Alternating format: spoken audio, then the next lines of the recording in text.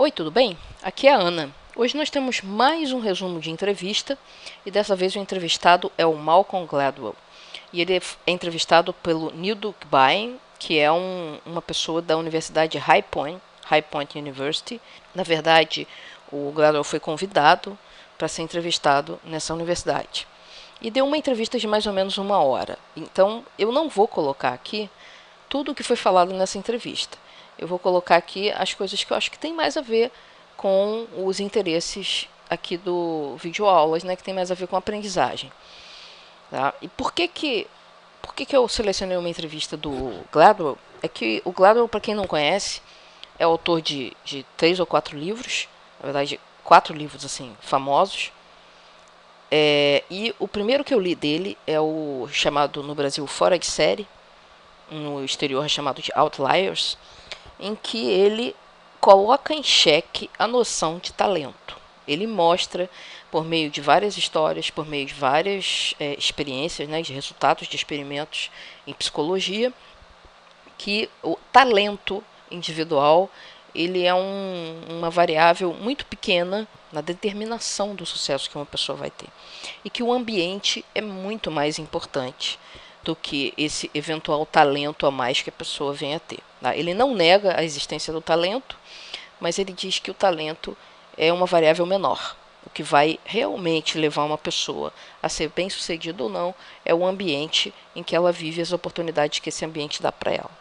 Então nós vamos começar seguindo a estrutura proposta pelo entrevistador, que é a seguinte. Tá? Uma primeira parte, ele fala um pouco das origens da vida do Gladwell. Depois, ele fala dos livros, né, os 3 primeiros livros, porque o último estava sendo escrito no momento dessa entrevista. Ele foi recém-lançado. E, finalmente, ele faz algumas considerações da vida em geral. Como eu disse, isso aqui é o resumo do resumo do resumo, porque a entrevista é bastante longa, bastante rica. Inclusive, uma coisa que me chamou muita atenção é que o Gladwell é um cara extremamente bem-humorado. Ele brinca muito com ele mesmo, com o sucesso que ele faz, né? Então ele mostra, ao longo da entrevista um equilíbrio muito grande frente a esse sucesso. Ele é um cara que aparentemente não se deixou deslumbrar pelo sucesso retumbante que ele fez com os livros dele. Bom, dito isso, vamos começar a falar sobre as origens desse sujeito tão interessante. Ele é inglês de nascimento, é filho de mãe jamaicana e pai inglês, mas na verdade ele foi criado no Canadá e hoje ele mora nos Estados Unidos. Ele começou a carreira como jornalista no Washington Post, no New York Times, em algumas revistas, e paralelamente ele começou a escrever. Tá?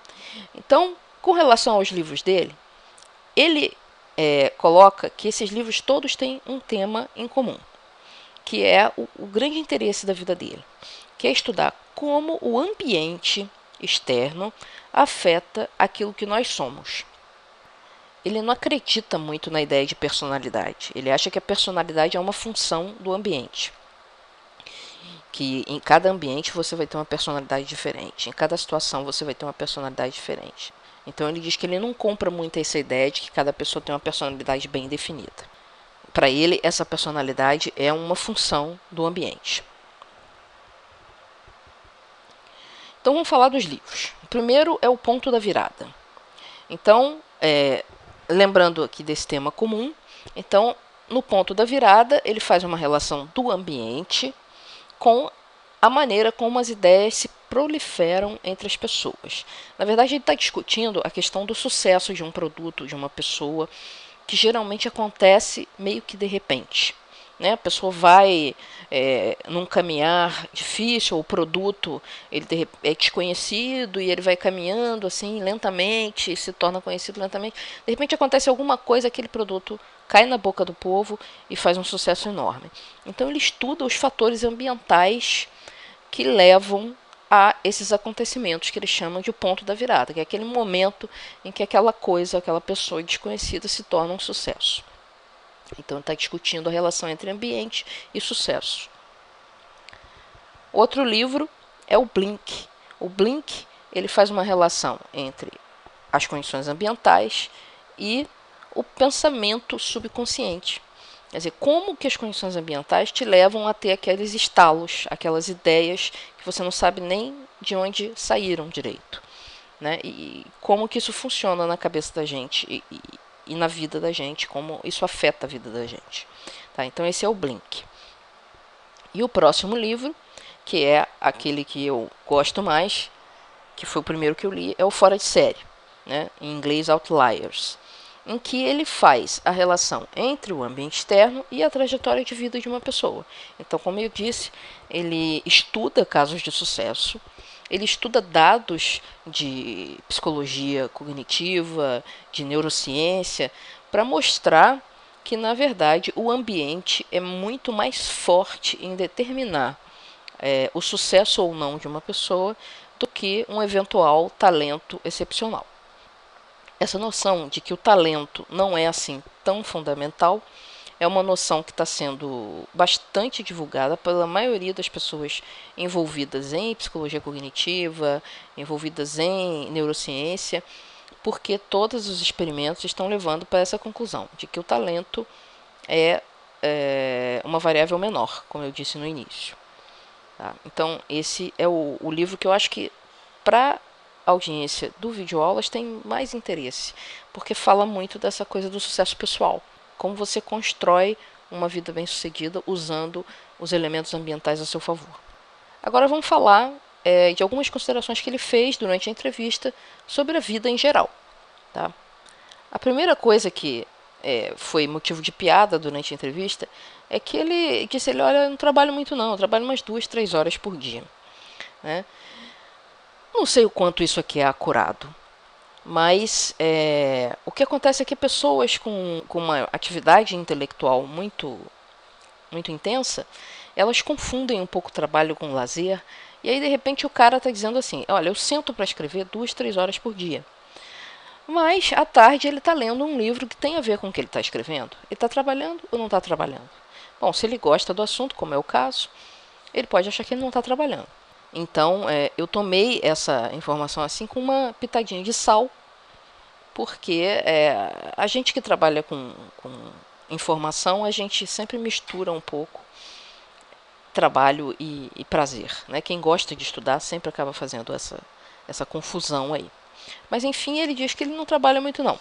E eu achei isso interessante porque isso vai ao encontro de várias pessoas cujas entrevistas até a gente já colocou aqui no vídeo, como o Yaro Starak, que é um blogueiro que também alega que trabalha bem pouquinho e que esse é o que ele quer para a vida dele, ou Tim Ferriss, que também combate muito essa cultura de trabalho em excesso. Tal. Então, está aqui mais um defensor do trabalho bastante moderado. Tem uma hora que o entrevistador pergunta para o Gladwell o que mais o surpreendeu de todas as pesquisas que ele fez para escrever esses livros. E aí o Gladwell solta uma coisa que eu achei interessantíssima. É que ele diz assim, olha, as pessoas são muito melhores do que eu imaginei.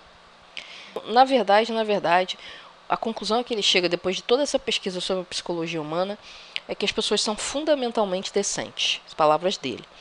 Né? Que, no fundo, as pessoas são boas e que eventualmente fazem besteira, mas que a essência do ser humano é uma essência boa. Tá? Então, essa é a conclusão que ele chegou depois de tanta pesquisa sobre psicologia. Eu achei bem interessante essa coisa. Eu concordo com ele até um certo grau. Eu não sei se eu concordo 100%, mas eu tenho essa tendência também, a achar que as pessoas, fundamentalmente, elas são boas. Eventualmente, elas se metem em apuros. Mas, no fundo, elas são bem intencionadas.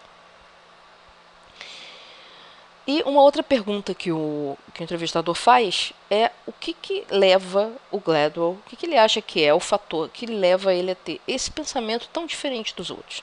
Se você for ler um livro do Gladwell, você vê que ele tem uma abordagem muito diferente, ele enxerga as coisas de um ponto de vista diferente. E aí o entrevistador fala, por quê? Né? Como que você conseguiu chegar a isso? Aí o Gladwell fala o seguinte, que ele acha que o fator que pode ter influenciado mais nessa característica dele é o fato dele ser de uma família de imigrantes, né? E que esse aspecto da migração é muito forte, porque veja, a mãe migrou da Jamaica para os Estados Unidos, o pai morou na Jamaica, era inglês, mas morou na Jamaica, depois foi morar no Canadá. Ele mesmo cresceu no Canadá, mas depois foi morar nos Estados Unidos. Quer dizer, ele estava sempre meio deslocado do ambiente em que ele estava morando. Ele nunca era 100% local, 100% daquele lugar. E essa espécie de desajuste que é comum em pessoas que são migrantes acaba mostrando o mundo sob uma outra perspectiva. Quer dizer, o cara que chega de fora, ele enxerga aquela comunidade com uma outra perspectiva, enxerga as coisas com uma outra perspectiva. E essa característica acabou se traduzindo numa maneira diferenciada de ver o mundo. Então, na opinião dele, é isso que leva ele ter essa característica de olhar certos dados, certos fatos com uma ótica diferente da maioria das pessoas. Outra pergunta interessante que o entrevistador fez é sobre as vantagens de ter esse sucesso retumbante, que obviamente se traduziu em sucesso financeiro, tá?